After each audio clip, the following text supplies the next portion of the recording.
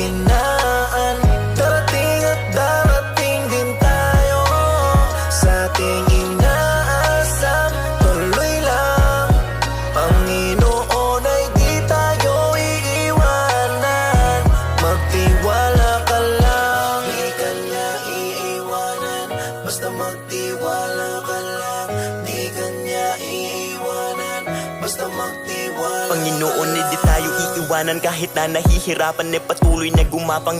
Ituloy mo lang kung anong nasimulan. Huwag magkatubili o magalangan. Maniwala sa sarili, umabante at di baling dahan-dahan. Importante, umuusad lang nang walang inaabakan. Danas na ako sa lahat, paghihirap at bigat makikita sa balat, sa kaliwat ugat, kung paano katawa'y pinaiyak. Sa bawat pagpataka merong aral at inspirasyon na tumatak. Dahilan kung ba't patuloy akong